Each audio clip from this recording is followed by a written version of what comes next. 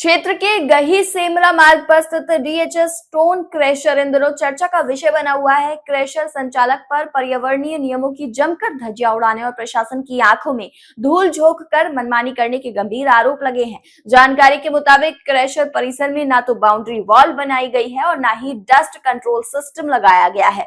नतीजा ये है कि चारों ओर उड़ती धूल से ग्रामीणों का जीना दूभर हो गया है। ग्रामीणों ने बताया कि धूल के कारण खेतों में लगी फसलें बर्बाद हो रही हैं, पैदावार लगातार घट रही है और पशुओं को सांस लेने में तकलीफ हो रही है। यहाँ तक कि सैकड़ों पेड़ पौधे भी डस्ट की मोटी परत से सूखने लगे हैं। किसानों का कहना है कि एक और केंद्र सरकार पेड़ लगाने और पर्यावरण बचाने की योजनाएं चला रही है, वहीं दूसरी ओर डीएचएस क्रशर खुलेआम पेड़ों को नष्ट कर रहा है और प्रकृति को नुकसान पहुंचा रहा है। ग्रामीणों ने आरोप लगाया है कि क्रशर संचालक को किसी भी तरह की कार्यवाही का डर नहीं है।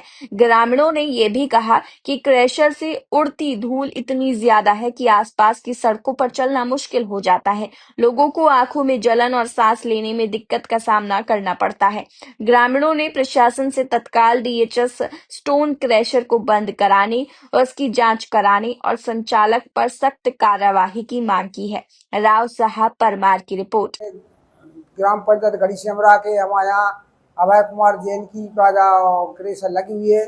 क्रेशर से हमारे यहाँ कोई माने बाउंड्री नहीं है और ना पानी का छिड़काव होता है। हमारे यहाँ के किसानों की खेती का धूल उड़ने से नुकसान हो रहा है और अन्यथा अन्य बालक लोगों के लिए भी इसके माना नुकसान होता है। मान लो डस्ट उड़ने से सारे स्थितियाँ खराब होती है, पेड़ पौधे नुकसान में होते हैं।